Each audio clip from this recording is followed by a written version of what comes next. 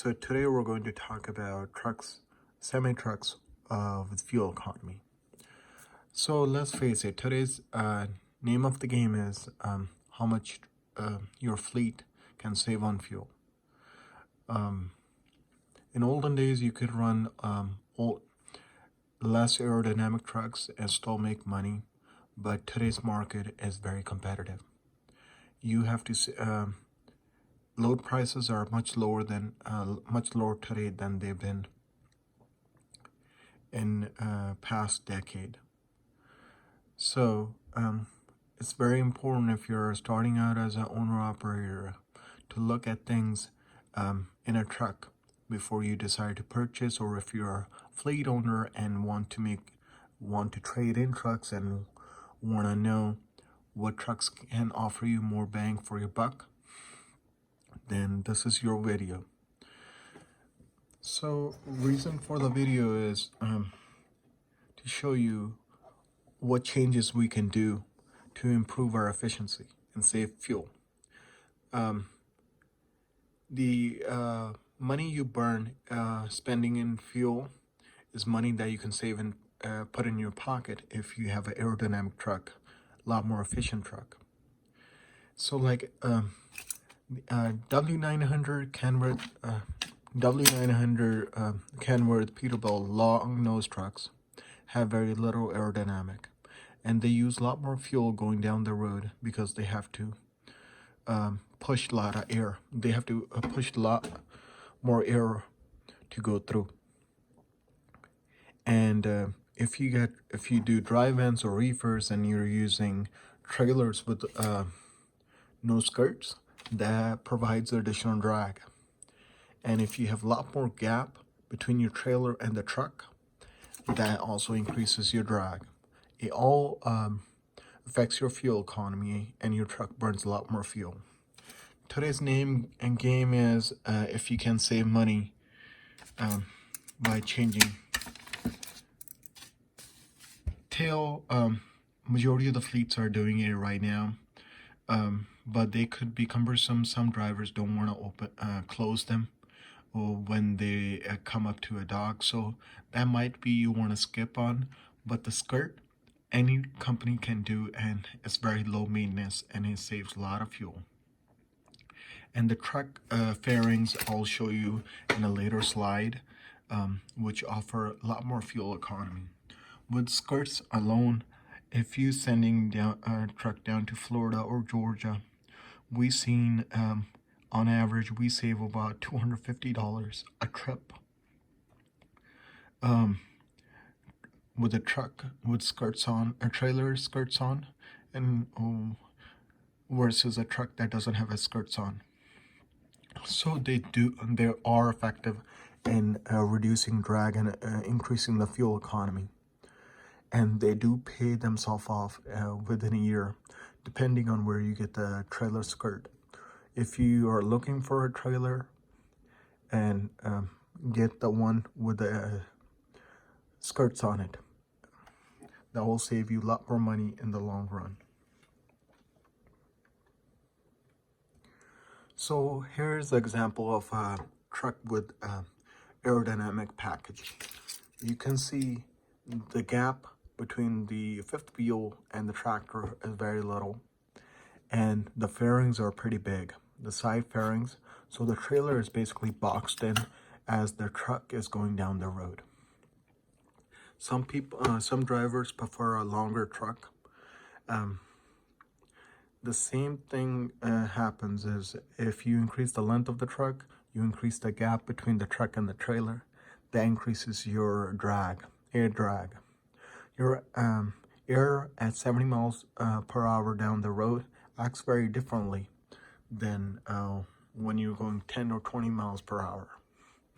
So you have a lot more resistance, and your truck burns a lot more fuel if you have a big gap between the truck and the trailer.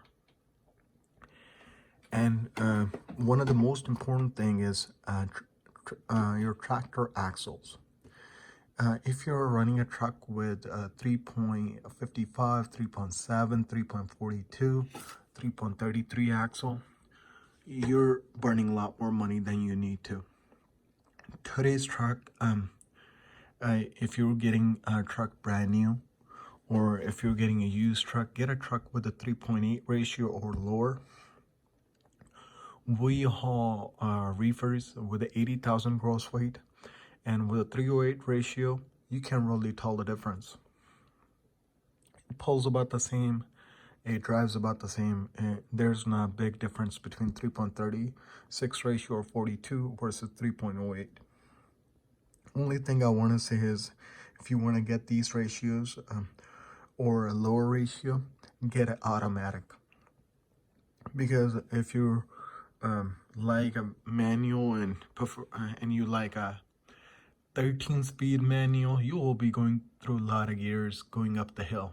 So it's a lot more effective if you just get an automatic transmission, and the automatic transmission does the heavy work when it comes up, you going up the grade.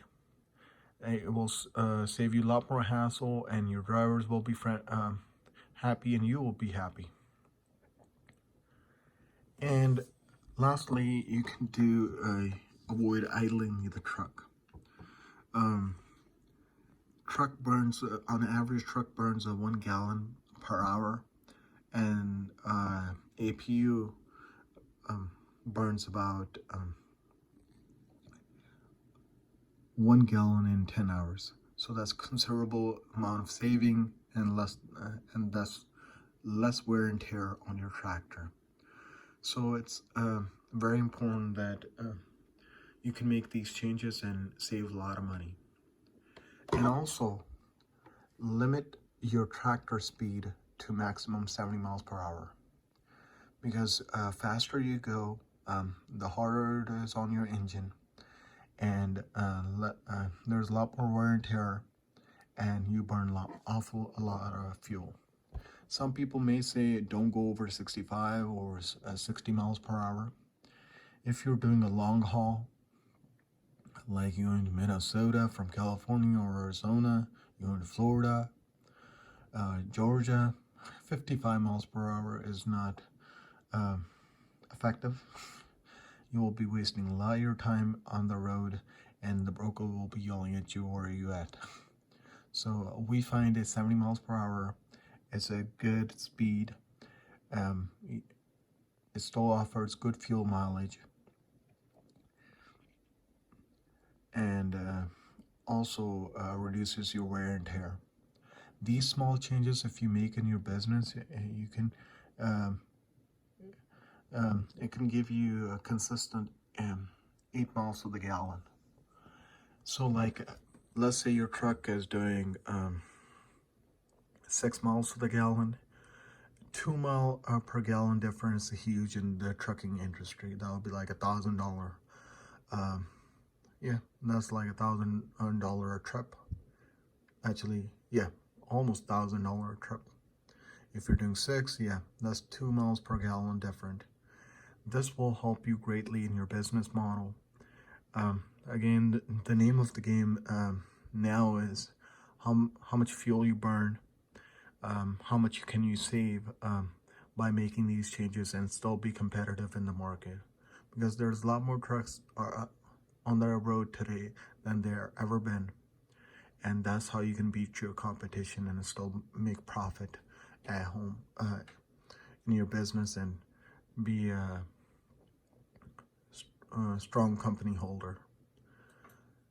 Thank you for watching, guys. Share, like, and subscribe, please, if you like my videos. If you want me to change something in my videos, please write that in your comment box. I do look at my comments, and I'll try to make changes if I find your comments to be appealing. Thank you. You guys have a good day. Thank you. Bye.